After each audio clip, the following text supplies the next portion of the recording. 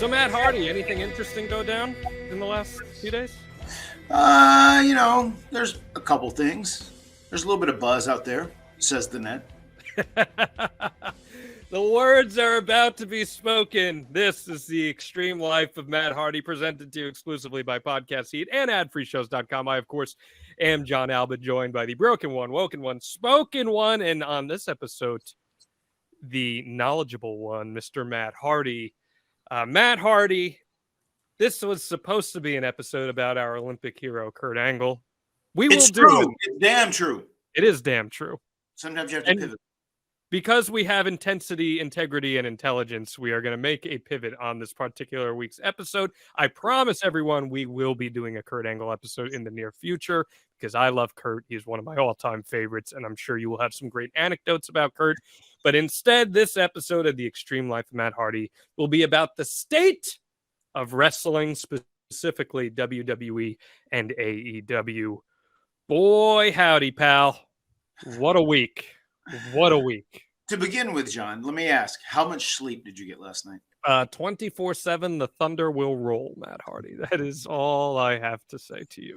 It has been non-stop. As we record this, it is Wednesday. This is going to be an early drop episode just because there's a chance that, Matt, if you and I waited until Friday to drop this episode as we normally do, things could change dramatically. It could quickly become outdated. Yeah, we're very much on the pulse of current wrestling news right now. Yes. And one of my favorite aspects of doing a podcast with you, Matt, is that you are not afraid to discuss the current happenings across the pro wrestling spectrum. So we are going to really take a deep dive into the events that have happened in the past week, things that sounded like they were going to happen, and what are the ramifications across the sphere, not just in WWE, but in AEW and to other promotions and wrestlers and everything in between. But first off, I ask you, how are you, my friend? I know you've been doing a lot of cross-country travel. It's been a busy time with you and Ethan Page. What's the latest?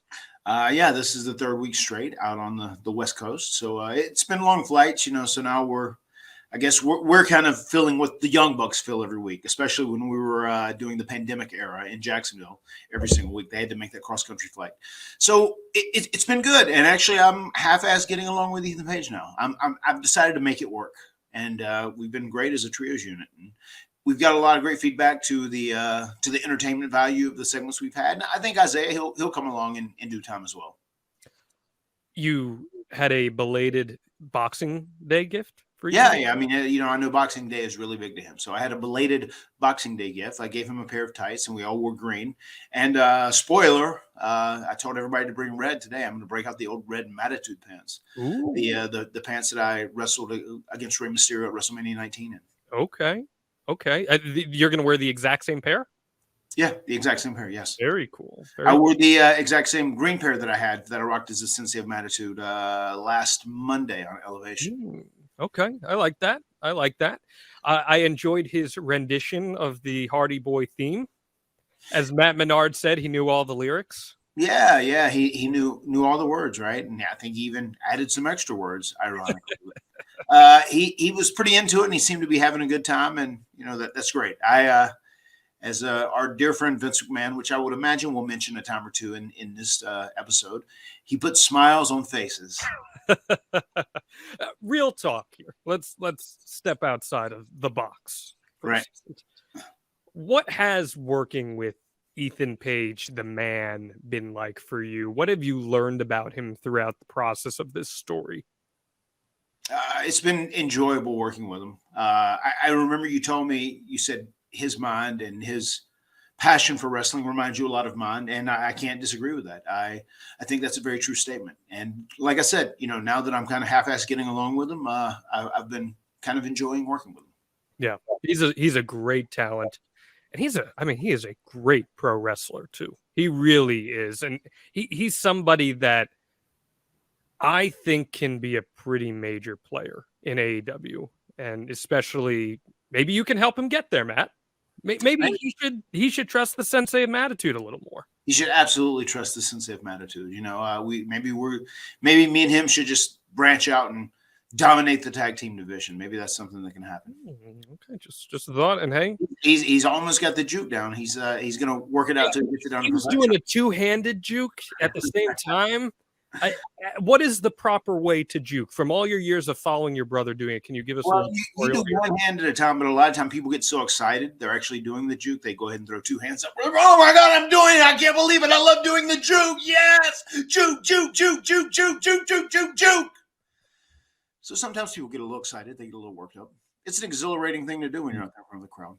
They're doing the juke at bar mitzvahs these days. It's pretty crazy, honestly. But listen, there's a lot of money to be made at some point where maybe you can do an official video on how to juke properly. I think you should teach Ethan Page out of the goodness of your heart. Say, hey man, I appreciate you trying, but maybe I'll get them on FaceTime with Jeff, and they can yeah, exactly. Jeff is the creator and master of the juke. Yeah, brother Nero might be able to help him out just a little bit there. Yeah, LA, man, big time venue over there for AEW. We talked a little bit about the Kia Forum, big time venue for you guys. Lots going on in AEW, which we are going to get into over the course of this episode here. It's been an insane week, a truly insane week. It's been insane 24 hours. Beyond insane 24 hours. I can't believe after how big of a news year 2022 was for pro wrestling that we are 11 days into 2023. 2023 said, hold my beer. That it did. It said, you guys are a bunch of FIs if you think that we can't be bigger than 2022. Because let's go. Let's do it. Matt Hardy. It is the second episode of 2023 for the extreme life of Matt Hardy. Without further ado, hit us with that Matt fact. Matt fact, Matt eats the nutritional skin of baked potatoes.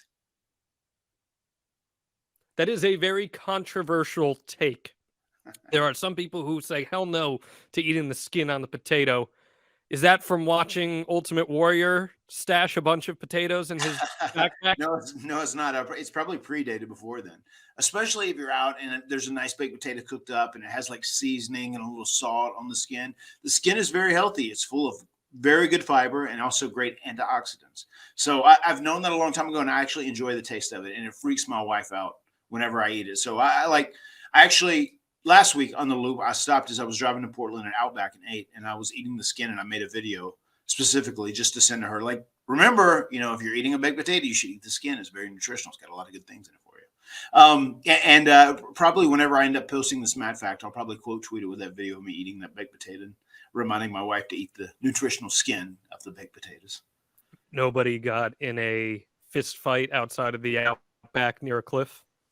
Not this time. We were, it was just in the beautiful land of, it was actually Washington State where I was. Probably right outside of Tacoma was where I was eating. So there was no cliff, and there was no bear wolf, and there was no vampire, so it was okay. Last time I was in this hotel is when we had the vampire on the pod, actually, too. I remember that. I'm in a very different style room, but this is where we did the pod with Gangrel. Mm-hmm. And for the story about the Outback, or for that episode with Gangrel, which features, by the way, my absolute favorite moment in the history of this podcast involving your wife specifically, go check out the archive, extremehardy.com. That is a moment that's still possible. You posted that to Twitter the other day. Just unbelievable timing from Rebby Hardy there. Highlight of the year. Yeah, it was in my highlight of the year thread. Certainly was. All right, Matt. Where do you want to start? You drive the ship here. Where would you like to start this conversation about the state of WWE and AEW and wrestling as a whole? Well, first and foremost, I just want to say, since we recorded our last pod, it was after we had recorded, we heard all this Vince McMahon insanity, right? And now Vince McMahon is back, and he is the head. He is sitting as the head of the table of WWE currently. And we also have Stephanie gone. So there's obviously been a big shakeup. There's a lot of sales, rumors, and innuendo going around. And if you ask me, more than anything, who benefits from all this, I would say AEW. So I'm very happy to be at AEW currently right now. AEW has been producing great content, I think. And one thing I love about it, at WWE, they're playing Games of Thrones. It's like in and out, who can retain the power and who can backstab or who can get someone else out or how can I get back in, whatever it may be. Here, fortunately, it is just TK sitting in the Iron Throne. Why do you think AEW benefits from all of this, all these moving pieces going on in WWE? Because in chaos, there is opportunity. I mean, WWE for many, many years has been the leader in pro wrestling and sports entertainment. But now, I mean, now it's really in a chaotic state. I mean, it was very controversial whenever Vince ended up leaving, some of the accusations against him and whatnot. And I don't know, considering how much pro wrestling has started to begin mirroring society, which is a good thing that it has. It's no longer the Wild West. It is starting to try and mirror society and run a parallel to how society is, be a little more moral. But like the Vince thing could end up being very controversial because there's a lot of skeletons in those closets. But now society is mirroring pro wrestling instead. And that's where things start to become a big problem. I mean, picture this, Matt Hardy. Roman Reigns versus The Rock at WrestleMania. Who is the true head of the table? They have their match. Roman Reigns wins, and then No Chance in Hell hits. And Vince McMahon says, "You think you're the head of the table? I'm the head of the table, pal." And all of a sudden, that's the emphatic reminder we have of who truly runs the show. It has been that. When I mean this so genuinely, as someone who has covered the NFL playoffs, the NBA playoffs, Major League Baseball, NASCAR, the NHL, college football, college basketball, bowl games, everything, murders. I've covered everything. Nice. Court cases. I get very grim right there. Murder. I'm just yeah, I get it. The breadth of things I have covered. Yes. This has been the most insane up and down period of news that I have ever been exposed to in such a short period of time. I can't believe we are now, as we sit here recording this on Wednesday, January 11th, I can't believe we are where we are now compared to where we were a week and a half ago. Yeah, I mean, it's been a dramatic change. Yeah. Vince McMahon, let's start there. There were reports about 2.5, 3 weeks ago, specifically from the Wall Street Journal, that he was going to potentially try to wedge his way back into the fold here. As we know, he's been gone from the company, or had been gone from the company since the summer. You and I, when that stuff happened, because you and I talk every day, all day long. when this stuff, that first report happened, you and I were talking, and you asked me, you said, "Do you think this is really something that could actually happen?" And I was talking to people, and I'll never forget, they said 4 out of 10 chance. That was from someone that I trusted. 4 out of 10. Okay. When the report came out last week that he was actively going to pursue this, they said 8 out of 10. And then Friday morning, they go 10 out of 10. Ooh. We see Vince McMahon work his way back into the fold as the executive chair of WWE in a filing that came out last Friday. It started with an initial letter to the WWE board on December 20th. And on December 20th, Matt, he said that he wanted to get back into the fold on the board of directors because he believed that they were in a position to either explore an acquisition, a sale, or for negotiation of media rights. And the only way that they could ensure it would be done in the best financial manner would be if the majority shareholder, aka him, was involved in the actual transaction. Yeah, he said the OG has got to be sitting in the Iron Throne, if you want this to work, the OG. Exactly. 7 days later, the board of directors, the WWE board of directors, which at the time, by the way, had Nick Khan and Stephanie McMahon as co-CEOs and Paul Levesque, Triple H, as the chief content officer sitting on the board of directors, responded to his letter, Vince McMahon, pronouns pal, and said that while we welcome your participation in any potential transaction or acquisition, we believe unanimously at this moment in time, your re-inclusion on the board would not be beneficial. And they cited potential non-public information while the man is under federal investigation as to their reason why. To which Vince then responded on New Year's Eve, because we can have no peace on the holidays, Matt Hardy, that he was disappointed to hear that. And quite frankly, without him, there would be no sale. There would be no media rights acquisition. Because he said, as the majority shareholder, he would not approve of anything. What were your initial reactions to all of that drama as that unfolded? I mean, to begin with, it's pretty amazing how Vince kind of has them backed into a corner. Obviously still being the majority shareholder, he kind of runs the show. He kind of runs shit still. So I know there was a while back where I don't know how this was released, if it was like some statement Vince made but he said he had intentions of coming back and running the company because he'd been given bad advice. Is correct? That was the Wall Street Journal report Yes. a few weeks ago. That's what it was.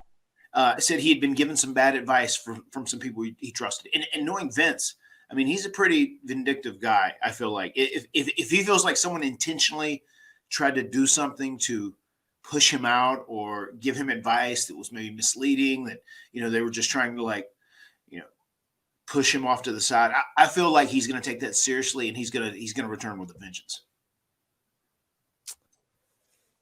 Boy, that's somewhat telling. I mean, dude, let's talk. I mean, I've told stories on here. Vince says you can't let people see you when you're weak. Your primal instincts tell you that you need to be the strongest. You need to be the top of the food chain. You need to be an alpha male. Damn it! This man's a vegan. Oh my God!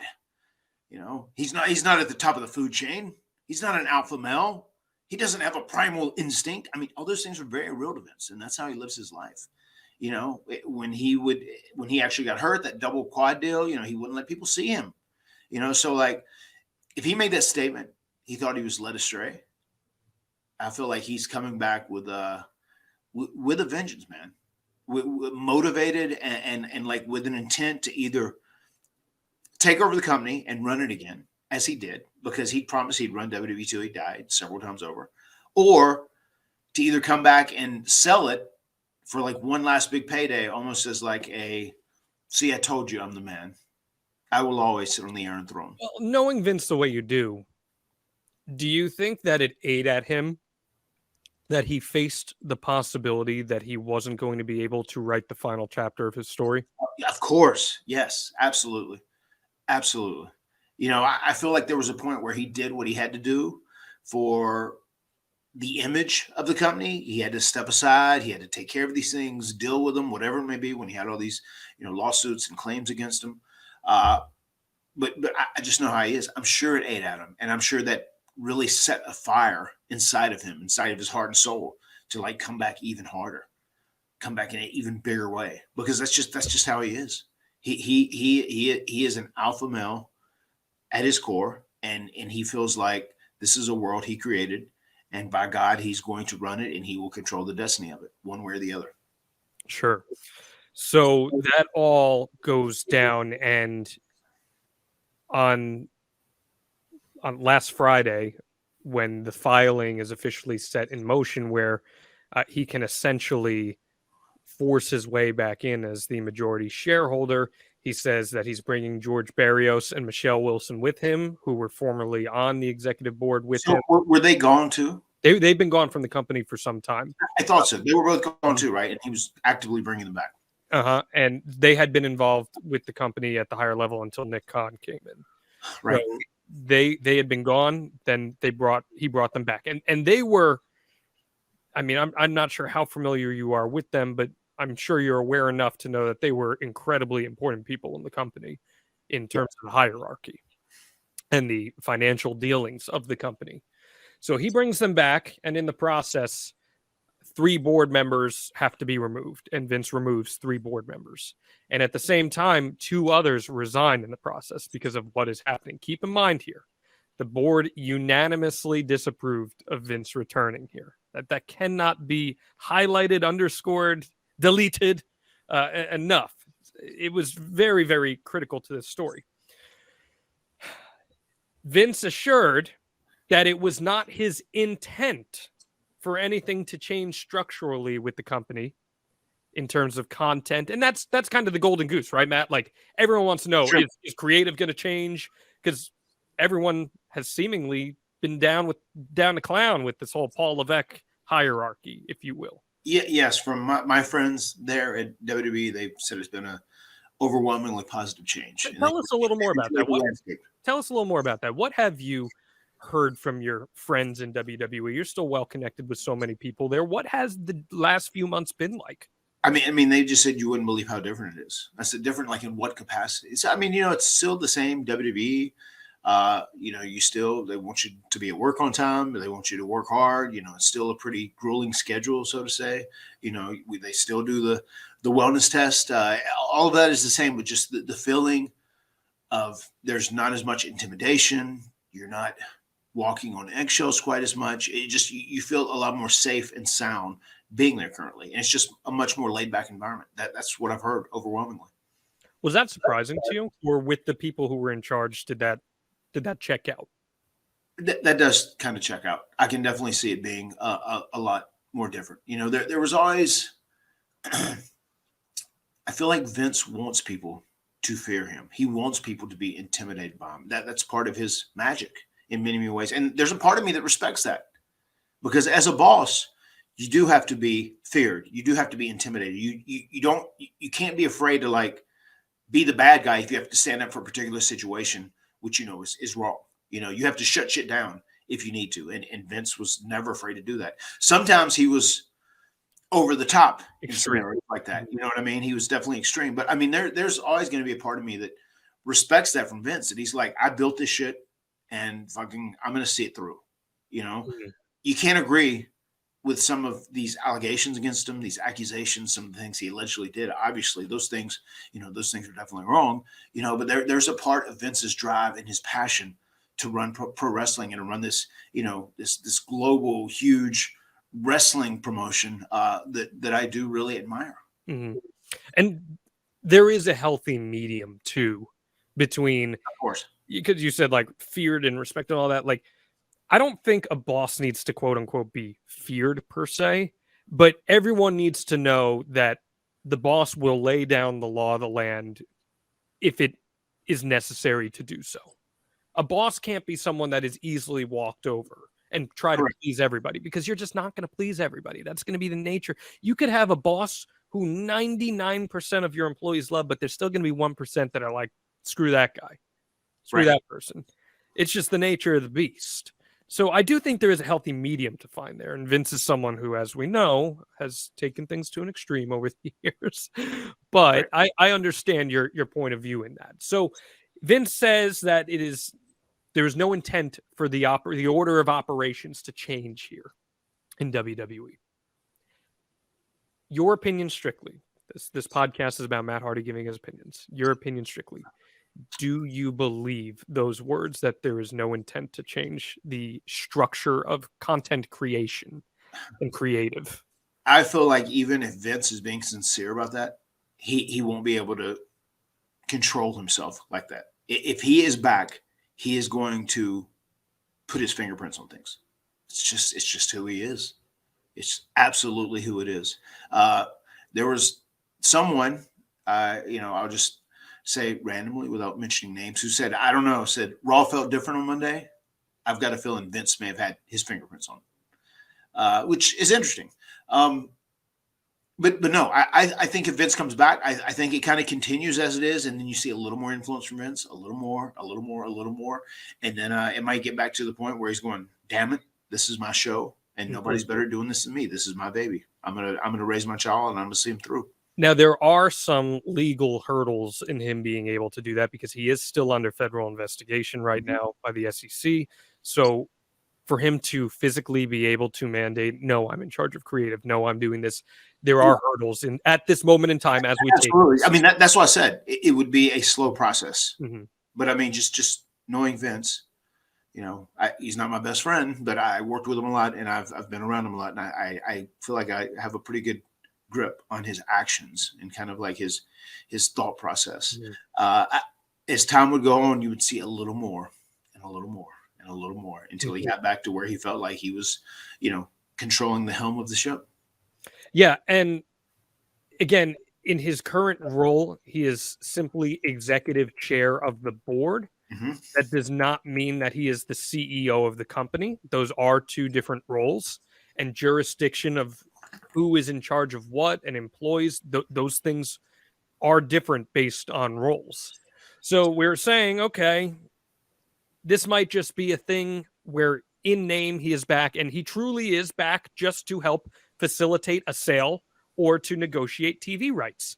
And before I get into the next part of this equation, Matt, when you and I were talking and I kind of explained it for you that he was not going to just sit back idly and basically said that you are going to do this or else you're not going to be able to negotiate a sale or negotiate TV rights deals. Right. Essentially, Vince taking his own company hostage.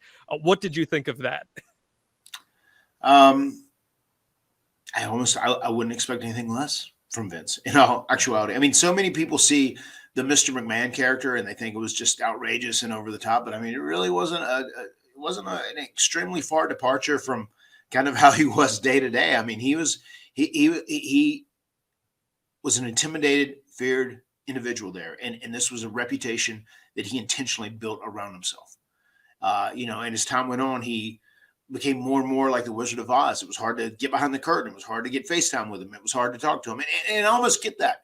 You have to be like that. Tony Khan has to be like that too. I mean, because, these guys have they have so much going on in what they're doing, especially when you're trying to put on a live wrestling show, during the day. You just can't let anybody come in and have FaceTime. You have to have guys around you. You have to have, people that you can, hand down other responsibilities to that can address those and they can take those, because you can't do it all, because you can't be stretched too thin. You can't try and micromanage stuff. And Vince had really built himself into quite a scenario where he was, he was the emperor. They used to call him that back in the day, Chief J Strongbow. JR would call him Caesar. Yeah. But the emperor really likes you guys. The emperor's good with you guys. The emperor, and I mean, that's almost like what it feels like, when you're there, trying to see this guy and get FaceTime with him. He is the emperor. It wasn't easy always. You mentioned Vince becoming like the Wizard of Oz. Tony Khan, give us some perspective here. How accessible is Tony during a show day? Was he a lot more accessible early on, and now as the company has grown and progressed and these responsibilities come about, has that changed a little bit? Yeah, Tony is still very accessible though. And he's very open to listening to ideas. He's very open to, giving a pitch and then him putting a spin on it, whatever it may be. But he has definitely started to protect himself more, which he needs to do. There's like when they're doing meetings or whatever, there's a security guard outside his door, and he has to do that because he has to make sure that show's done. He has to make sure everybody's on the same page. It's not an easy job being the king of a wrestling promotion. It is not an easy job at all. And on top of that, I mean, Tony Khan's also got the Jags going on. He's got Fulham going on. He has so much going on. It is insane. Mm-hmm. I mean, I would go crazy if I had all that stuff happening at one time. I mean, like, wrestling is about all I can handle, especially when I go home with my kids, because every minute of my day is accounted for in some way, shape, or form. But Tony has done a very good job of walking the fine line of, you can go there and say, hey, when can I see Tony? He said, 15 minutes will be free. Okay, I'll come back then. Yeah, and he's always open to seeing people. I mean, he never has a closed door for someone. He is very, very open and responsive to listening to ideas and especially creative. I think character counts in situations like that. Character is pretty significant. And Tony Khan, I can only speak from my interactions with him, which are obviously much more limited than your interactions with him. And while I haven't necessarily agreed with everything business-wise with AEW and decisions and creative and stuff like that, I have never, ever doubted Tony Khan's character and his accessibility to those around him. I mean, to sum it up, Tony Khan is a phenomenal human being. And he gets it. He's younger. I can never put over Tony enough. If it's a pay-per-view week and I'm not on the pay-per-view or I'm not needed there, I'll say, hey, Tony, is it cool if I go home, be with my kids? Anytime I'm not doing anything, he's like, yeah, sure. Let's talk to travel, get him to change your flight, whatever. Like if you're not needed, he doesn't leave you there, which is something you might get somewhere else at a WWE. They might just say, no, you need to stay here till it's all said and done, because he understands that people need time with their families, that sometimes their wives have issues or their kids have issues, and he gives them time off. And he's done that with me. My wife had to have some surgery a while back, and he gave me 10 days off, and it might be my kid's birthday and we're having a birthday party, and he gives me that day off, whatever it may be. He's very easy to work with. He's very compassionate. He has empathy for people, and he understands that we're all human beings with lives outside of wrestling. We're not just a cog in the AEW machine. And sometimes at WWE, you would feel like that's all you were, is a cog in the WWE machine. They don't really give a shit about what you have going on at home and whatnot. And that has changed some over the years. And apparently recently it had changed a lot. So it's just going to be really interesting to see where WWE lies in 6 months from now. But as I said earlier, in chaos, there's opportunity. And I think just all this chaos going on, I think is going to be beneficial to Tony Khan and AEW more than anybody, because I think AEW has bought and earned a lot of goodwill with wrestling fans. And I think now with this WWE stuff going on, especially with the rumors that, oh my God, is Vince going to sell to Saudi Arabia, which is a very controversial, decision and discussion in itself. Like, AEW benefits from that because, like, well, I know we got AEW and they're very good to us. They're good to their fans, and they seem to be run by a good human being. And once again, I will, emphasize that Tony Khan is an amazing and phenomenal human being. And there are going to be people who are going to listen to this, Matt, and they're going to say, oh, of course Matt's going to say that. Of course John's going to say that. They're sucking up. They have the approval to do this podcast. Of course, and also, but with that same thing being said, I told them also the reasons why I do respect Vince McMahon in certain capacities. When I talk about these people, I just try and talk about them as and in reality, and my actual experiences with them. And you've been pretty constructive too, as far as Tony is concerned, and said, hey, like, I can't stress this enough. Like, we just surpassed the 4-year anniversary of the AEW launch press conference. Right. Tony Khan is learning on the job here. Tony Khan didn't grow up the son of a wrestling promoter. It's obviously a lot of experience in show business and sports and all that stuff, but it's a totally different animal. And he's booking on top of that. It's not just being in charge of it. He's also booking. So I do think there is a little bit of leeway in that sense. But I do think there are examples where character stands out here. Look no further than the William Regal situation. William Regal was a top character on AEW television, a significant character. And because William Regal felt this is going to be the best situation for me personally and my family, Tony let him go. Mm-hmm. And I do think that speaks a lot to character. Speaks volumes. It really does. Okay. We've established the timeline leading up to Tuesday, where Tuesday night we get a report that Stephanie McMahon has resigned as the co-CEO of WWE. So funny. So I boarded my plane, right? And I just sat down. I just got off the phone with my wife. Okay, we're getting ready to take off shortly, whatever.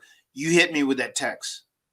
It was a tweet, right? You texted me a tweet, and it's like, Stephanie McMahon is gone. Like, holy shit. And that was Matt's response verbatim was holy shit in all caps. Holy shit. That was an unexpected turn. And then, I scroll up my phone, and then right at the top of the page, you see Steph's resignation letter, I guess. And then, like, I just said, I just sent you the tweet, and you said it was deleted already. And I opened up my phone, and it was just still there. It was still served in my memory, and I was able to screenshot it and send it to you. I think you accidentally deleted it while you were scrolling. It's just one of because you can delete anything you want personally. That's it. I did delete it. I actually deleted the screenshot though. My phone is like way overfilled. That's why I keep posting Fan Fridays and Tuesday drop it and deletes. Get them off. I have so much shit on here. I'm trying to delete stuff off my phone constantly. Just get them out of there.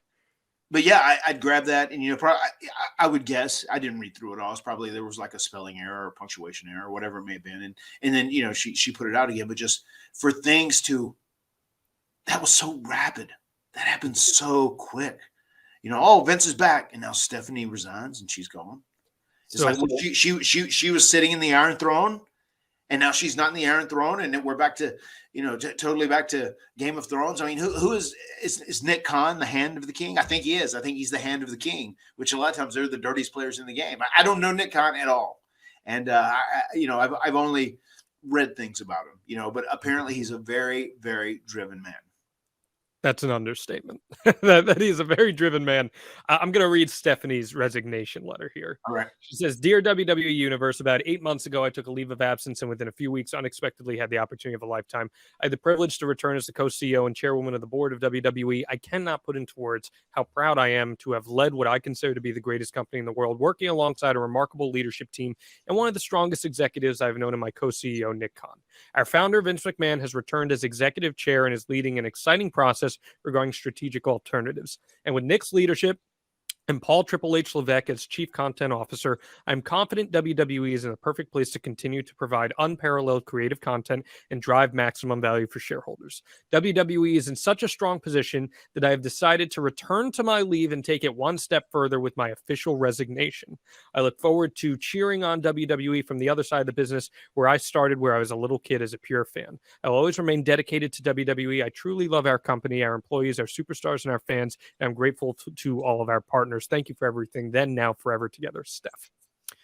All right. So, John, now, like at the bottom of, if you see a tweet that's in Italian or German or Spanish, you'll say, like, translate tweet. John, translate that statement. TLDR. Here's what I'll translate it to. Some stuff happened, and it's time for me to step away.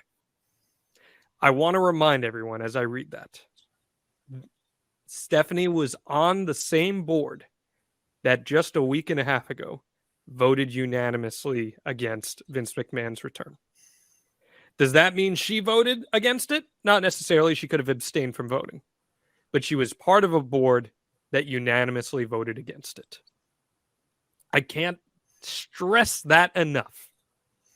And just a few days ago, they had an all-hands-on-deck meeting where Stephanie assured that there were no changes coming.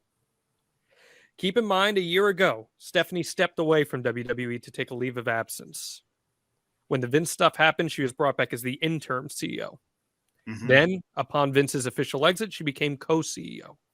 Right. And now she steps away again. And Matt, there are people out there who say, well, she was the interim CEO. She had stepped away for a reason. Now this is just her going back to leave of absence and all that. Well, number one, she resigned. She's done. Gone. And number two, if it was always her plan, why did she take up the permanent co-CEO mantle? And why was she part of a board that voted against Vince McMahon's return? Something does not line up there, just journalistically putting pieces together. You're told, Matt, as a journalist, to never believe in coincidence. Right. Coincidence can happen sometimes, but generally speaking, it doesn't.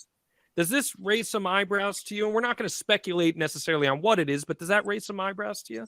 I mean, of course. Yeah. Especially if she, is back to take the position. Once again, I'll go back to my Game of Thrones reference. If she is back and she is sitting on the Iron Throne, if she makes that a permanent title, like, it just seems weird that she just out of the blue resigns, because she feels the company's doing so well already. I mean, it sounds like she was very committed to the gig. They've been getting great feedback the last few months that they have been heading up WWE. As we spoke earlier and talked about, a lot of talent there said it feels like a different place now. There's a totally different vibe, a totally different atmosphere. Her leaving sounds like there's something coming that she doesn't want to be around for. Mm-hmm. I mean, does that sound right to you, John? Well, after this news broke, I tweeted this too. I heard from about 10 wrestlers across different promotions, including AEW, including WWE, including Impact, who all said that Stephanie McMahon resigning was bad news for wrestlers everywhere, because they felt that Stephanie was someone who kind of spoke up for roster members and for the talent and genuinely had talent interest in mind. And that losing her as an asset and a resource was a really scary thing. We talked about her a little bit last week on our podcast about John Cena, which, by the way, I thought was one of my favorite episodes we've done and is available in our archive if you haven't checked it out yet. It's fun. We talked about her just a little bit, but now this is our opportunity to talk about Stephanie a little more. What kind of person is Stephanie McMahon from your interactions with her? I mean, I like Stephanie. I always get along good with her, especially the last round when I was there. And I feel like Stephanie was a lot more like Vince than Shane was ever like Vince, as far as her business drive. And she knew when she had to, like, show authority, kind of put her foot down, slap down a power card, whatever. Mm-hmm. But she was also compassionate. And I feel like she cared more about the human beings that were there, sacrificing so much for her and her family that run the joint, So I feel like she was a little more caring about the human beings in their life outside of pro wrestling. So that's kind of that balance that you were talking about before, where Sure. you're willing to put your foot down and be a firm boss, but also showing a little more humanity towards talent. Of course, yeah. Did you feel like she had the best interest of talent as human beings in mind? I mean, it's been a while now. We're Sure. going almost 3 years since I've been there, but and I can't speak Even over the years from your interactions with her, though. I would assume so. Mhm. And it's always different once someone gets in the Iron Throne. Once they're in that position of running the company and they have all that power, some people kind of get drunk with that power. Sure. So you never know. But from my experiences with her, she's always been pretty solid. I've only had one interaction ever with Stephanie. It was at the WWE tryout in Nashville this past year. Mhm. I cannot put over how kind she was. I cannot put over how invested in the event she was. So my one personal interaction, nothing but favorable. And like I said, I had people reaching out who were like, this is red flag. This is not good for the industry that something like this would happen, because they really saw her as someone that was part of the future. But you know what? Here's the reality, Matt. Now she goes home. She has time to spend with her kids. She has time to rest up, maybe even get in, good, healthy shape too. And there's a certain way that you can do that every single day. Is there not, Matt Hardy? There certainly is. AG1. One delicious scoop of AG1 every day, and you're absorbing 75 high-quality vitamins, minerals, whole food source superfoods. I've been up for like 72 hours. Probiotics and adaptogens to help you start your day right. This special You're killing it, though. I've taken 3 AG1s at this point. This special blend of ingredients supports your gut health, your nervous system, your immune system, your energy, recovery, focus, aging, all of those things. And even though Jon Alba right now is not lifestyle friendly, whether you eat keto, paleo, vegan, dairy-free, or gluten-free, AG1s are. The Athletic Greens product contains less than 1 gram of sugar, no GMOs, no nasty chemicals, artificial anything, while still tasting good. And if you so choose to sleep, Matt Hardy, it even supports better sleep quality and recovery, doesn't it? It does, and it helps. I can tell my sleep has been a lot more solid now that I've been doing AG1s on the regular. Does it help you even when you're on the plane? I cannot sleep on planes for the life of me. Oh my God, I couldn't last week. I'm keeping my fingers crossed today. I might maybe even take another AG1 right before I get on my plane tonight, so I can sleep all the way back to Charlotte. Well, tons of people take some kind of multivitamin, and it's important to choose one with high-quality ingredients that your body will actually absorb. AG1 is a small micro habit with big benefits. It's one thing you can do every single day to take great care of yourself. And right now, it is time to reclaim your health and arm your immune system with convenient daily nutrition. Just 1 scoop in a cup of water every day. That's it. No need for a million different pills and supplements to look out for your health. And to make it easy, Athletic Greens is going to give you a free 1-year supply of immune-supporting vitamin D. And how many free travel packs, my friend? 5 free travel packs. With your first purchase, all you got to do is visit athleticgreens.com/Hardy. Again, that is athleticgreens.com/Hardy to take ownership over your health and pick up the ultimate daily nutritional insurance. And we thank them for sponsoring the extreme life of Matt Hardy. And I thank you for keeping Matt Hardy up and running AG1s. You mentioned a name just before. Shane McMahon. Someone we haven't seen in the WWE ranks since Royal Rumble. Right. We know that he had departed the company about 12, 13 years ago, then came back as a talent. Do you think Stephanie, and I'm asking you to go off your intuition here more than anything, do you think Stephanie kind of fulfilled that business side of Vince's offspring that Vince maybe didn't get from Shane? Because if you turn the clock back to the year 2000, and you were to say in the future who's running WWE, I think everyone would say Shane and Stephanie McMahon. But that's just not the case. Right. I think Steph did. I mean, I think Steph and Hunter, especially after they first got together, I felt like Vince said, "Oh my God, this works out perfect. I like this guy." And he's with my daughter, and they're together, and they both think similar to me. I think they're going to be the guys that will eventually be behind the reins of the company one day. And as we know, that would not be the case for Shane O'Mac. From your observations and knowing Shane, did you ever sense a rift between them or see any maybe lack of cohesion from that business side of things? I don't know. I mean, he just wasn't as like tunnel vision focused in on business like Stephanie was, in my opinion. And I feel like Shane loved, like, I remember one of the first times we had a tour and we were in Japan, like, he's like, all right, guys, let's get together. Let's go out and let's eat and let's do this and hang out. And I mean, he loved the brethren and the brotherhood of just hanging out with the boys and doing that. And I feel like Vince did earlier on in his career as well, but I almost feel like that was, maybe a thing like, damn it, Shane, you got to establish yourself as you're a leader. You're not just a friend. You're a leader. You're a boss. I feel like that was maybe kind of part of it. But, Shane loved hanging out with the talent. He loved doing stuff. He loved, like, being one of the boys. Yeah. And he was. Shane McMahon became a better professional wrestler than he had any business becoming. Yeah. This is a guy that on the WrestleMania that you returned in Orlando probably had the match of the night with AJ Styles. His drive to become good, it was impressive. Do you have any thoughts on the type of performer that Shane would ultimately become? No, I mean, you're right. Everything you said is legitimate. And I feel like Shane loved wrestling, and probably there's a part of him in the back of his mind that he would just have liked to have been a wrestler more than anything else, as far as just having to kind of like be bred into the McMahon family, and now you've kind of got to be in a leadership role because your last name's McMahon. He's like, man, I wish I could just be a full-time wrestler and just do that gig. Like, this is my deal. I like being one of the boys. But he worked really hard, and he once again would almost fit in the Team Extreme because he was pretty fearless in the things he would do, and he would love to pick out a big high spot and really make that the highlight of his night. And he would usually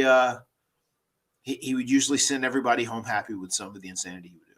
For years, I wondered if he and Jeff had bets under the table of who could do something crazier that particular night. Because it was, oh, Jeff's jumping off a barricade. Well, I'm going off the set tonight. Right. A stunt man in his own right was Shane McMahon. Yeah. He loved doing a big stunt. That's. I feel like that's probably the fabric of his match buildup. Okay, let's figure out the big stunt and then we'll work backwards. Sure. Okay, so Stephanie McMahon shows up in AEW, right? Stephanie McMahon is all elite. The name on the contract does read McMahon. It says Stephanie. No, it's man, Stephanie departing is a big deal, Matt. It's a really big deal, and as you said, it stoked quite a fire. Yes, a lot of rumblings in the immediate hours following that. Yeah. Now, I want to preface before I get into that. There were reports the other day that WWE enlisted in JP Morgan to help facilitate a potential sale. WWE's own press release said a sale could ultimately even end up not happening here. So let me ask you this, John. Is that just a report, the JP Morgan story, or is that something that has factually happened? I mean, it was reported, and I have no reason to doubt the report. I'm fairly confident that JP Morgan is the one that has been enlisted to help facilitate this sale. And again, keep in mind, there are two facets at play here. There's sale and media rights, both of which are extremely important, but media rights can't be negotiated until you know whether there's going to be a sale or not, because that impacts the other pretty significantly. And by the way, both of those moves, and we'll talk about this after we get through this whole diatribe here, both of those moves impact AEW directly, like absolutely directly. Indeed. So as that happens, there's a list of potential suitors that start to come out. Comcast, Fox, Disney, Endeavor, the company that owns UFC. Some people speculated Warner Brothers Discovery, which I highly, highly, highly doubt for a variety of reasons. Highly doubt. Yeah, same. I'm glad you're on the same page as me there. That is a tried and true no chance in hell as if I've ever heard one. And Liberty Media was another one. There were a few names that started to surface. And one that came across the waiver wire the other night was Saudi Arabia. Saudi Arabia has an entertainment and athletic commission, essentially, that has spent a lot of money launching leagues and entities. And when I say a lot of money, we're talking absurd money. One example being Live Golf, which was if any of you are sports fans out there, I don't know how much you paid attention to that, Matt, but it was essentially a competitor to the PGA Tour, where they were able to get a ton of names from the PGA Tour, major names, including Phil Mickelson, headed by Greg Norman, the former golfer. Right. And just offering absurd amounts of money. We're talking tens of millions of dollars to come play for the tour to each person. So, were they playing in Saudi Arabia? Were they playing all over the world? No, the events are held all over. Okay. All over, including in the United States. But one of the difficult hurdles they've run into is that because of the ties to the Saudi Arabian government, they've had a difficult time landing media rights deals, right? Because there are people who are very hesitant to be involved with that. So, have they landed any? Do they have any media right deals in North America? For Live Golf, they've struggled to. Now, there are other entities globally they have been able to. Yeah, but in North America, in the U.S., they have had a hard time breaking it. So they haven't landed anything. No substantial media rights. Okay, nothing substantial. No NBC or Fox $500 million, $1 billion type of deals. None of that to this point. So after Stephanie resigns, I got pinged that there was some chatter that they had either been close to or were in the process of getting a deal in motion with Saudi Arabia. Because, by the way, once Stephanie resigned, Vince officially became the executive chair of WWE. Again, Nick Khan was promoted to sole CEO. So Vince is back on the Iron Throne. Vince is back on the Iron Throne. Is officially he's not CEO. Nick Khan is CEO. So Nick Khan has a ton of power here, unilaterally, a ton of power. I'd started hearing these chatters, and I think it started going around a lot of places. A lot of people were seeing this. And there were some reports that a deal was done. I spent all of Tuesday night trying, and when I say all of Tuesday night, I mean into the very early hours of the morning. As my son Wolfie would say, literally all of Thursday literally night. All of the night. All of Tuesday night. Trying to confirm this, and nobody would confirm the news. Nobody denied it, but it was more, we don't know. We can't confirm this news. And eventually, Wednesday morning, today, as we taped this, I was able to get a pretty high-ranking person in WWE on the record as a source to say that it was not factual at this moment in time, as things stand. Always subject to change. Cards subject to change, pal. But at this moment in time, not. And others have echoed those reports. Ariel Helwani did. Sean Ross Sapp did. I believe, as we tape this. If he didn't, I apologize, but I'm fairly certain he has also said that he hasn't been able to confirm that. Sportico was able to confirm that. CNBC did as well. TMZ did. So as we tape this, Matt, yes, it does not appear that a sale has been agreed to or has actually happened yet. I mean, it's one of those things. I mean, even if that was something Vince was working on his time off. I mean, it's a publicly traded company. It's a huge conglomerate. I mean, you just can't do that without anyone's knowledge, which, seemed like, once again, made it seem like it was more of a rumor, especially when people were saying, oh, I think the deal is done and it's sold.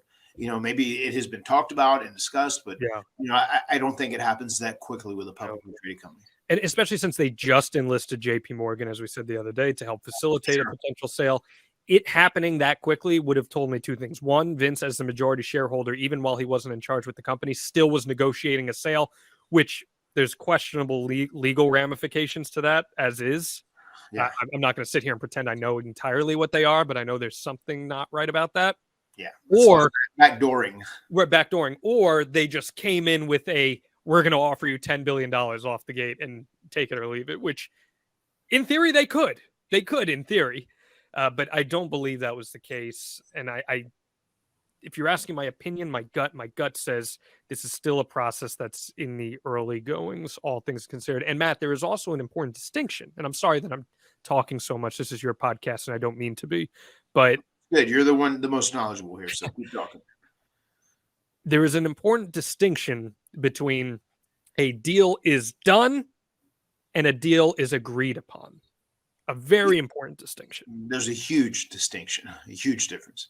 Eric Bischoff had a deal agreed upon to acquire WCW back in 2001. Right, with Fusion.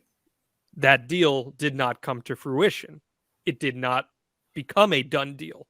And as a result, we know what happened. The alliance. So, the alliance happened. The invasion happened. Unfortunately, the alliance happened. Well, hell. These invaders. Not outstanding. These invaders. They're everywhere. They're everywhere. He was one of the invaders. Yeah. That damn dastardly Booker T, who we will have an episode on this year, by the way. But it just immediately, this reaction to this potential Saudi Arabia deal, and for the record, it could still happen. By the time we finish recording this episode, Matt Hardy, there could be a deal with Saudi Arabia. There could be a deal with Comcast. There could be a deal with anybody, for all we know.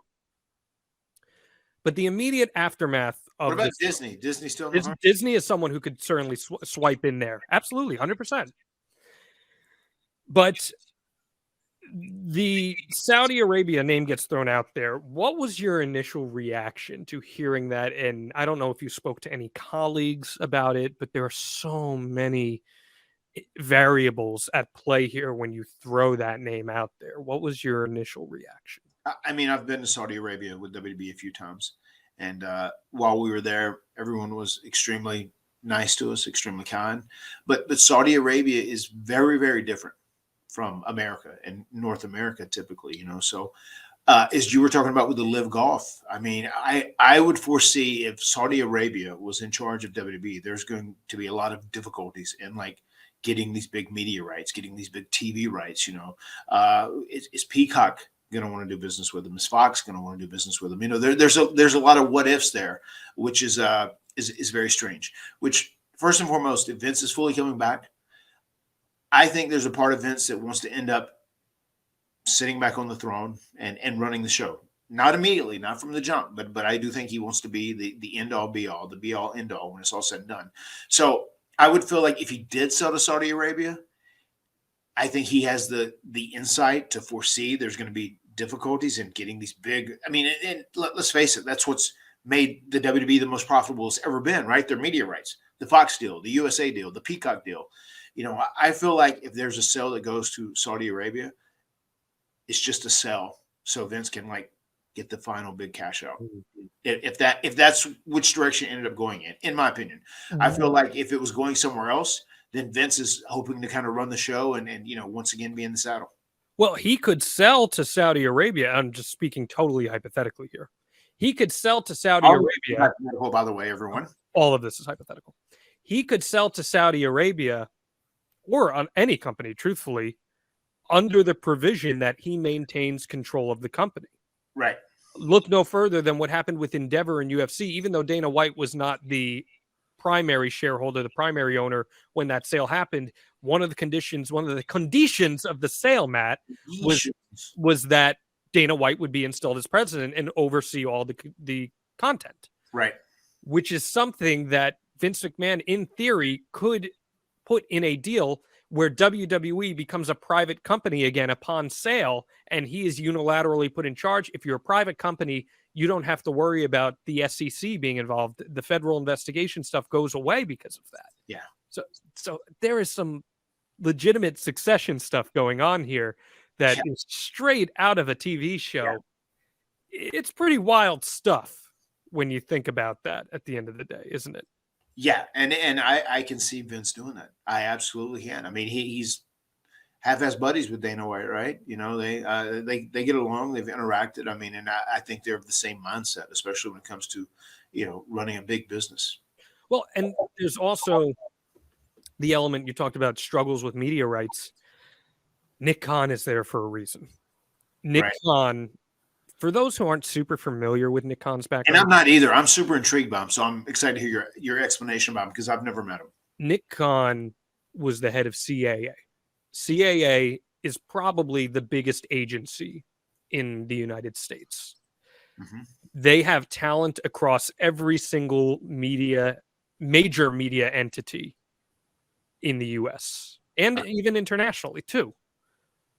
He has connections at the highest of high levels to people in these major media entities. If anyone could facilitate media rights deals orchestration, even with the cloud of Saudi Arabia headed over here, that job would be entrusted to Nick Khan. I feel pretty confident in that. So what you're telling me basically is that Nick Khan is a gangster. I mean, use that at your own discretion. But I mean, like when it comes to like getting shit done, I had friends who worked under Nick Khan at CAA who said they have never met a human being like him, who is the ultimate businessman who is willing to do whatever needs to do to get it done. I had a let me restart that. A WWE source who said to me Tuesday night, mm-hmm. and someone else prefaced me on this, and then I asked them, and they were like, this is 100% accurate, that Nick Khan is everything that Vince McMahon wanted Shane McMahon to be as his son, except he has the balls to do it, whereas Shane didn't. Oh, boy. So put that into perspective here.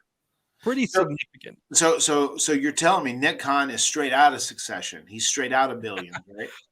I've only encountered Nick Khan once briefly. I can't speak to his character or his personality. Just, again, from talking to people in the company, out of the company, he's legit in terms of his connections and his ability to acquire.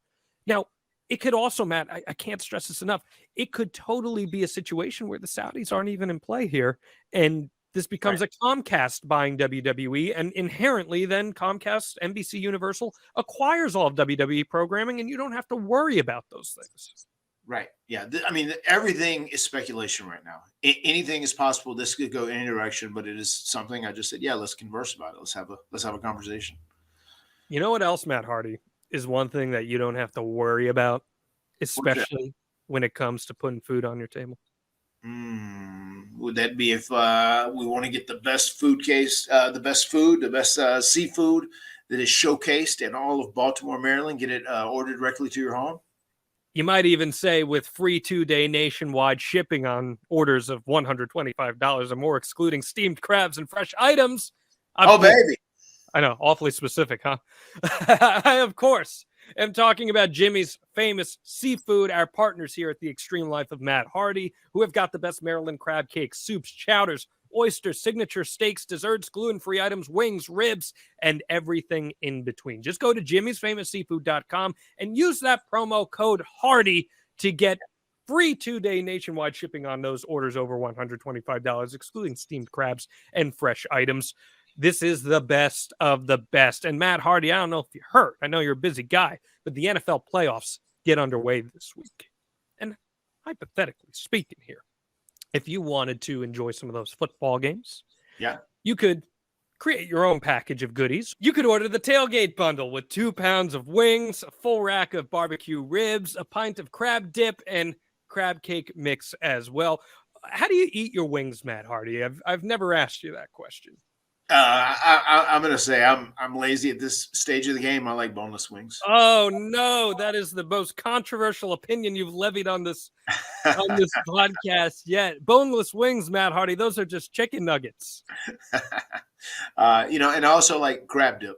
I can tell you do too. You get excited sometimes when talking about crab dip. Oh, I get real excited talking about crab dip. Let me assure you of that. There's plenty of dip to go around for everybody when Jon Alba is talking about Jimmy's Famous Seafood. Do you like your wings hot, medium, mild, spicy? I'm a medium guy. I like honey barbecue. I like a buffalo chicken type wing. I'll eat them on the wings as well. But I would say if I have the choice between the two, I'm almost too lazy to chew around the bones now. I just straight up eat the boneless wings. you get enough spice at home when you walk. Get all the spice at home. Give me the spice. Give me the spice. And I got to tell you, when we're talking about Jimmy's Famous Seafood, I mean, you haven't had a crab cake until you sink your teeth into a Jimmy's Famous Seafood crab cake. There is no comparison.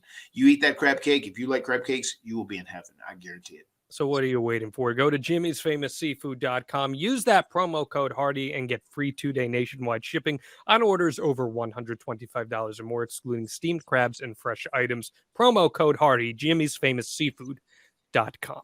Hey guys, it's the hardcore legend Mick Foley here, and I need to call a quick timeout, a brief timeout, because I wanted to tell your listeners what I have been telling Foley is Pod listeners for a while now about all the cool things happening over on adfreeshows.com. We kick off 2023 by going back to 1983 and the debut of the NWA U.S. Heavyweight Championship, commonly referred to as the 10 Pounds of Silver, on an all-new edition of Title Chase. Overtime has just kind of worn out, and then Magnum TA told me himself that he finally just polished some of the rest of it out because it just had some little bit in the corners or whatever that had hung on, and so he just finished the job.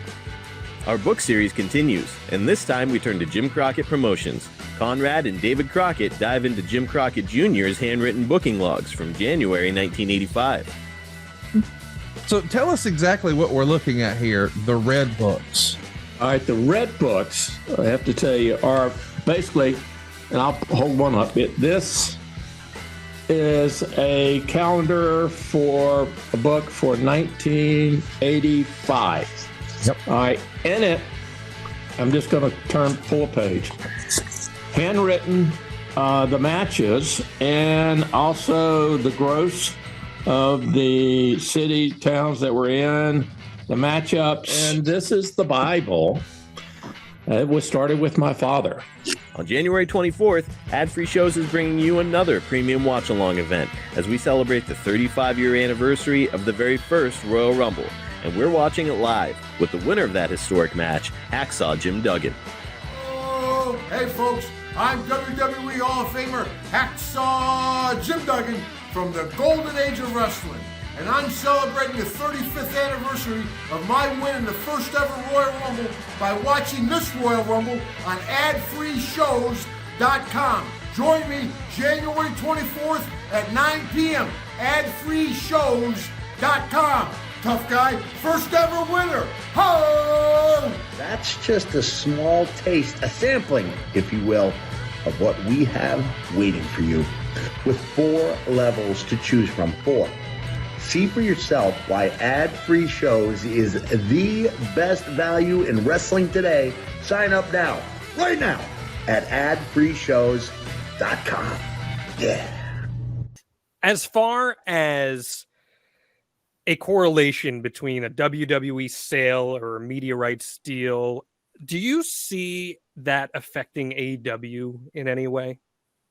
Yes. I mean, I think AEW is absolutely in that equation. And just depending on what kind of sale, if WWE is sold, just depending on what kind of media rights they end up getting. I mean, depending on who is the buyer too, depending on how passionate they are about WWE, depending on who's running the joint, whatever. AEW has now for 4 years been up and running. They've been on TV for 3.5. Is that right? 3 and change. And they have really been very consistent. So the next time their media rights come up, they're going to make more money. Mm-hmm. And just depending on how open the industry is because of WWE's either success or lack thereof, it's going to make a huge difference in what AEW ends up getting. You mentioned goodwill earlier. Mm-hmm. I think goodwill is so valuable in pro wrestling. Yes. And I'll be honest with you. I'll be frank with you. I think there was a pretty big shift in goodwill this past summer when Vince left, Paul Levesque and Stephanie came in, Agreed. and AEW was going through some challenges. There's no doubt between all the injuries AEW had, between the all-out altercations. I do think there was a pretty big shift in goodwill. But I also think Tony Khan has done a lot to rectify that in recent months. And with everything going on right now at WWE, there is a really unique opportunity for Tony to harness that energy and leverage that to try and elevate AEW to that next level. Agreed. What do you make of that? And once again, as I say, in chaos, there is opportunity. And there is a lot of chaos going on right now in WWE. There is so many question marks. There are so many unknowns. But week in and week out, I feel like Tony has built goodwill with wrestling fans. And he has also proven AEW's worth and really instilled equity in AEW by having one of the top rated programs every single week. I mean, it's a very consistent thing. You know, AEW is always in the mix of the top shows on cable every single week, and that is what advertisers look for. Our demographic numbers are 18 to 34, 18 to 49s are usually pretty strong as well. And it's really worked hard to continue to build equity over these last few years into getting a bigger media rights deal whenever we start exploring things again. And it's going to be really exciting. And I think I think this internal change in WWE with Vince coming back, where there was some goodwill with him, the fans, they felt like they were being listened to a little more. It wasn't like, damn it, there's a pandemic, fire 80 people immediately, whatever. I feel like the goodwill between the fans and AEW being so consistent from a ratings number, and being one of the top ranked TV shows and having a great demo every single week, I feel like they're in a prime position to capitalize. And if something goes awry with this whole WWE scenario, then they, exponentially have a chance to capitalize. So I think AEW this is going to end up being a win-win for them. Yeah, I think regardless of whether things go well or not in the public eye for WWE, it's good for AEW because let's say WWE gets a massive, massive media rights deal, regardless of a sale or not, Right. Excluding Saudi Arabia from the equation here for a second. If WWE gets a massive media rights deal and there's an increase from their current deal, that shows advertisers across the board that there is merit in having pro wrestling on your network. And that in turn gives AEW leverage, whether it's with Warner Brothers Discovery or another company, whatever it may be, to say, hey, there's value in having us on your network. There's value in expanding our programming. And that's something that Tony Khan can sink his teeth into then and further expand the AEW brand. Mm-hmm. If WWE were to be sold to Saudi Arabia, well, then Tony Khan, Matt, has an opportunity to say, for those of you who disagree with this, for those of you who don't morally subscribe to this, come with me. Follow us. Follow what we're going to do. I think that could just be the most advantageous opportunity that he could possibly have. Yeah. No, I'm with you on that. That's a great mindset, and I feel like that's correct. The talent are what I really want to hit on here before we wrap our conversation. And this has been a great conversation. I've really enjoyed this. Same. If there is a sale to an entity like Saudi Arabia, whereas we discussed before, lots of questionable activity there, you would have to imagine there will be some talent who feel incredibly uncomfortable being part of the company. Of course. What kind of ramifications could you see for the industry stemming from that, where these pro wrestlers are technically speaking independent contractors here, being put in an unfavorable position? What kind of ramifications could you see, speaking from a worker perspective, Matt, for the rest of the industry?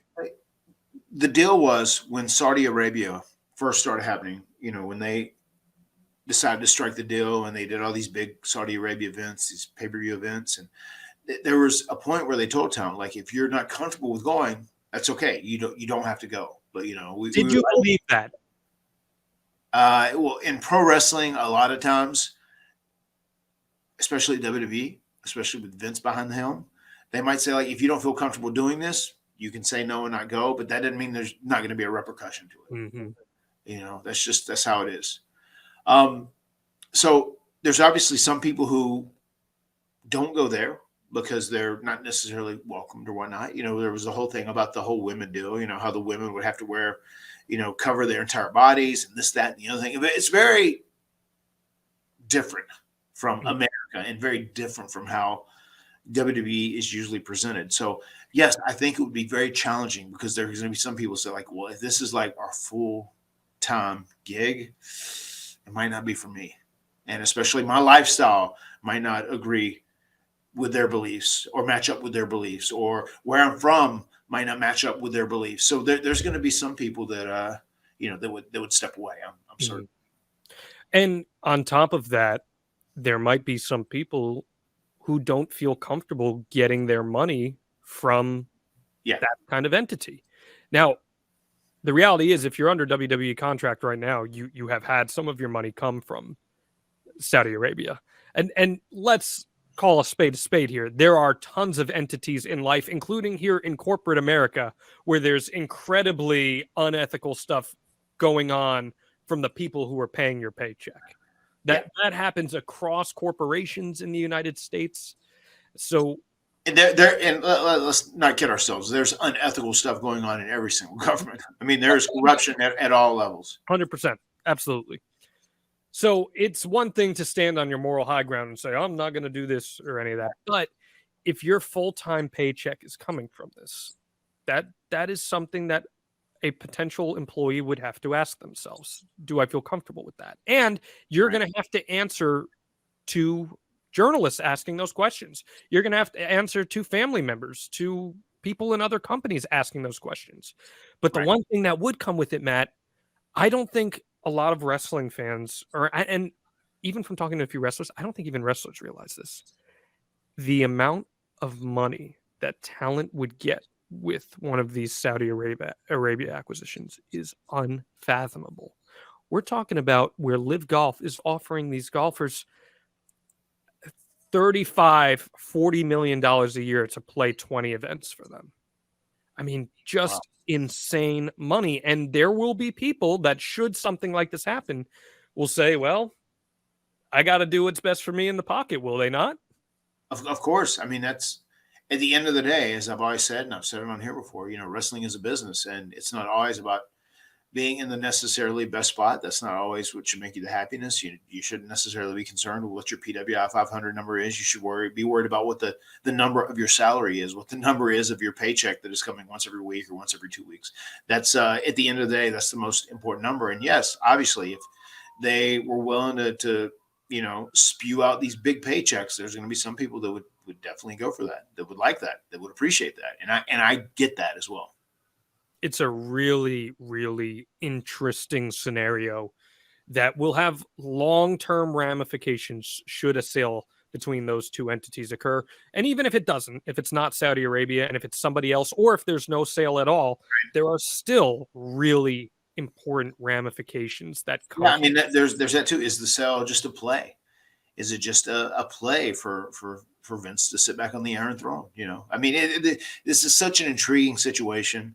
And once again, so chaotic. But as I've said several times over already, I think for AEW, this is a chance for them to earn more goodwill with fans. And I think it's a chance for them to earn even more equity in the big scheme of things, because this chaotic situation, people don't know. It's like unstable. It's unpredictable. And anytime something is unstable or unpredictable, it's kind of, it kind of puts a little worry in fans. And I think AEW benefits from all this. You feel comfortable with the state of AEW as things stand right now in response to the rest of the pro wrestling world? I do feel comfortable with AEW right now and where it stands. This WWE stuff is pretty insane, Matt. And I know it's, and you haven't told me this, but I'm knowing you and just reading you, I know it's got to be almost bittersweet to a degree, because these are real people that you have interacted with at length for many, many years. And there are these seismic changes going on from a humane, personal level, and we can wrap with this. How does it hit you seeing all of this stuff happen from outside of Alexandria here? It is shocking. Alexandria may no longer be Alexandria in some ways. Just the incredible change a sale of WWE would make to the industry can't be understated. Because, I mean, WWE, especially once they were WWF, they went to the Monday Night Wars, and that was the hottest time when so many people were watching wrestling, and it was such a cool thing to do. Every gimmick T-shirt shop you went by had wrestling T-shirts in it, had wrestling merchandise in it, whatever. I mean, WWE, as Vince would say, is in, the heart and soul of Americana, in the fiber of Americana. For it to be sold to someone else and not run by the McMahons it's crazy. Who knows what would happen? Who knows what that does to that company, especially if it ended up being run by the Saudis. I mean, that just changes so many things, and it in theory changes the whole course of professional wrestling going forward. But I do think whatever ends up happening, if they have a change and it isn't run by the McMahon, so to say, it's not to say he might not try and work a deal in where he's going to be running the show behind the scenes. I think it's beneficial for AEW because AEW is in a prime spot to grow and to expand and to become bigger and also garner more media rights when it comes to their next TV deal because they've had a very successful 3+ years. And then you hope that trickles down too to other promotions as well. Absolutely. You hope that trickles down to the Impact Wrestlings and to the other indie places that are up and running, now that ROH is more or less part of AEW, in itself. But yeah, hopefully it trickles down all the way to the independents and it makes them hot again. The last thing that I want to say, and I want your opinion as to whether I'm being hyperbolic or not. I've been racking this whole thing in my head the last week. This is, in my opinion, a top 2 wrestling story of all time. I'd say it's this and the Benoit incident for obvious reasons and the ramifications of what happened with the Chris Benoit double murder suicide and how that changed the industry. But right. In a completely different lens, I think this is probably the biggest wrestling story ever. Is that Matt fact or is that Matt fiction? I mean, I guess we'll have to let it play out and see how it all goes down. But in theory, we are on the road to possibly the biggest wrestling story of all time. Yes. Look at you plugging away. Boxofgimmicks.com. Go get your Let It Play Out t-shirt. You can sport it every time you go on a podcast and talk about what's going to happen with WWE and AEW and everything else going on. Matt, this was really great stuff. I'm appreciative of it. And I want to plug this too. If any of you have enjoyed this business talk, I host a podcast on Podcast Heat and ad-free shows called Strictly Business with Eric Bischoff, where we have just been nonstop covering this stuff. Go check that out wherever you get your podcast, 83weeks.com as well. Eric has tremendous perspective on this, and it's really been fascinating. So yeah, he's been in the thick of it. I'm sure he does. Yes, you guys are ready to go like busted open 5 days a week, right? Dude, literally, we're going to wrap you and I, and then we're taping an emergency podcast, even though we taped one yesterday.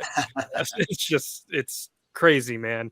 Anything else you'd like to add here, Matt Hardy, on this week's episode? Next week, assuming the world doesn't explode professional wrestling wise, we plan to talk in depth and watch the 2003 Royal Rumble match, which is going to be a lot of fun. Oh, cool. Yeah, that was a very, very fun match with me. That was when Mattitude was running wild. We're going to watch that. You're going to give us a little bit of insight, and I've never really heard a pro wrestler on a large scale talk about this, but you're going to give us some insight on how Royal Rumble is put together, and you're going to break that down with us. And I think that's going to be really fascinating for fans who want to know how the sausage is made. Yeah, that's going to be a lot of fun. This was a fun one too. Yes, absolutely. Make sure you're leaving those 5-star reviews for us wherever you get your podcasts, especially on Apple. If you send us a review that you write, you'll be entered to win for future contests that we do. Thank you again, everyone, on that. Anything else you'd like to add here, Matt Hardy? Yeah, please do that. Send those reviews because we love giving stuff away here at the Extreme Life of Matt Hardy. We're whores for them, and that's on a show where no whores are allowed. Right. For that. Bingo was his name-o. The words have been spoken. We'll see you next week right here on the Extreme Life of Matt Hardy. Adios, amigo. My skin's dying because you're under it. I'm done lying to myself for this. For all the wonder and believing, man, it's making me weak. I'll fade away and classify myself as obsolete. My skin's dying. I'm done lying. But I feel strongly that saving money is important. If it's not something we worry about now, boy, we are really going to worry about it later. And and I want to help you get out of debt faster and do it with cheaper monthly payments. I'm talking to you if you're in a 30-year loan. Now is the time to take years off of your loan. We're routinely helping our listeners cut 5, 10, even 15 years off their loan, and you can do this without perfect credit with no money out of pocket. You've just got to start at SaveWithConrad.com.